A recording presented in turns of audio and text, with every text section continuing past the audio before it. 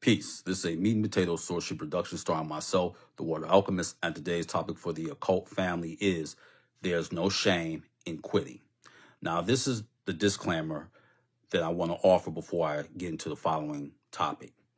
You don't quit your spirituality or your magic.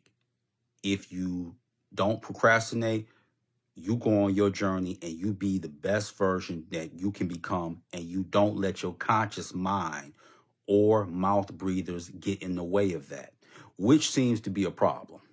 So with that, let me get into it. There's no shame in quitting the so-called American dream. There's no shame in it because if you're really going to become a witch or a sorcerer, that's not meant for you. You're not here for that, and you're not going to achieve it anyway. Now, why do I say that? Because many people, we get screwed up and indoctrinated by our parents, who some mean well, and our community. And what do parents always say? Get you a good education so you can get a job. Even though college is $30,000, you can't get out of debt. Then they say get a good job. Well, how are you going to get a good job when most of the jobs are at-will employment? And if you do have a union, if you know the history of the union sold out to corporate in the 80s. So now what? How are you going to do that? And then one thing about people that go the reverse route and practice magic and spirituality, usually they dabble in it. Then some so-called traumatic event happened because they didn't know nothing about banishing or cleansing, and the indoctrination kicks in and they run right back to the church or they run right back to the mosque. And I've seen this on numerous occasions, even with a young lady who was on the Christian Broadcast Network, how she's no longer a witch and she's a born-again Christian. I see that so much, I don't even bat an eye no more. But you quit the American dream and you quit on mouth breathers, because mouth breathers can give an excuse. Well, I don't practice magic because I live at home with my mother and father. Fair enough. Or I live with my grandparents. Fair enough. But that's an excuse. Because you can go to the parks, you can go to the nature. And you have to know this at this critical juncture. Once you're amongst nature, the trees will talk to you if you know how to shut your brain down.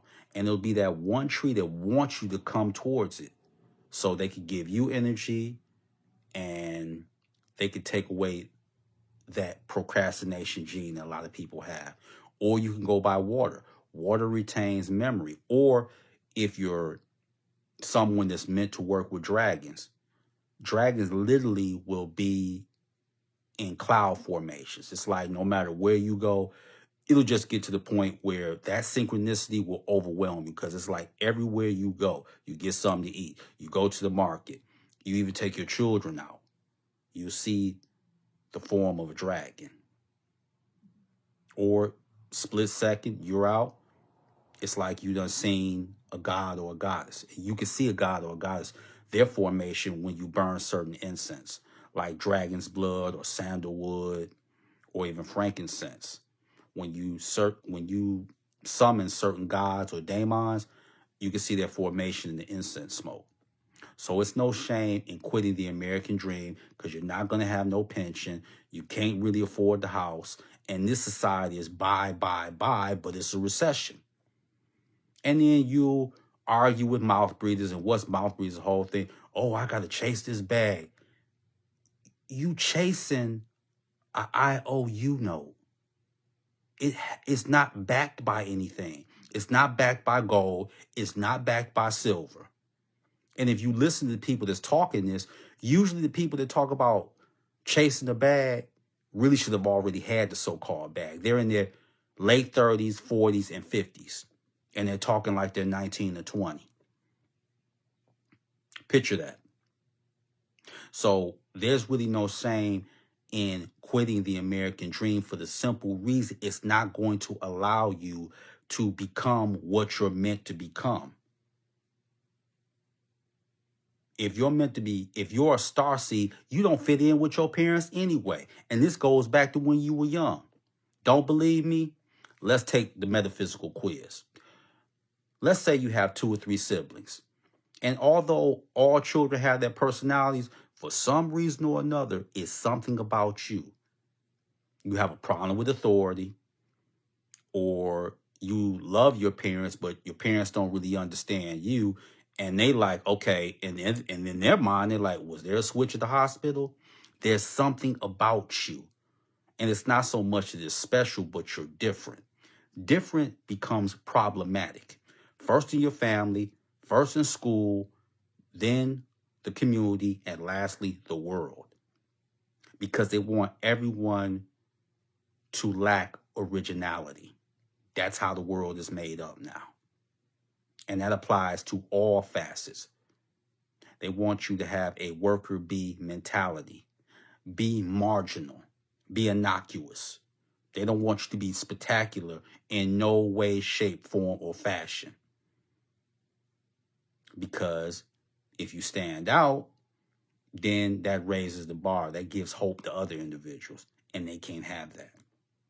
So it's not about, don't ever let nobody make you feel bad because you don't want to chase this dream, which is really a nightmare. You don't want to chase it. It doesn't enthrall you no more. So don't let nobody make you feel bad, because there's no shame in quitting, period. And even other people, well, if you quit a job or whatever, it shows that you don't have no work ethic. No, it shows that that's not your passion. Whatever you do, you're going to have to work hard at it. But how many times people have sat in the bathroom when they say it's a 10-minute break, you sit in the bathroom for 10 minutes on your phone, or you just taking up time, or you sit in your car crying, or some of you people, you have your break and you just like, how much more am I going to have to do this? And they'll always have a mouth breather around you. Like you have parents, like if you stay with them, they want 70% of your check. So what are you working for? Or if you have a significant other, they won't tell you, but they want the American dream. You, not so much. So there's no shame on quitting on that dream. And if certain people get in the way of your passion, quit on them too. And don't feel bad while you're doing it.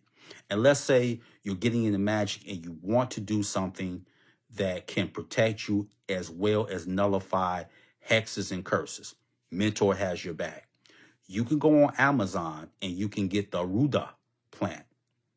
That's the term that's used by those who practice brujeria. So it's not only good for protection, but it can nullify magic and curses. So Ruda, amongst those who practice brujeria, which would be a bruja, which is female for witch, or brujo, which is masculine. And the price of the plant with the root is $24.50 off of Amazon. So you can get that. That's a very good plant to have. And it also, and I want to give this, for people to hear me now and put it in your mental Rolodex. It also helps guard and protect you against toxic family members. So there's no shame in quitting. Just don't quit the destiny that you chose that's laid out for you. So with that, that is your meat and potato sorcery for the day. I am the Water Alchemist. Be water, my friends. Peace.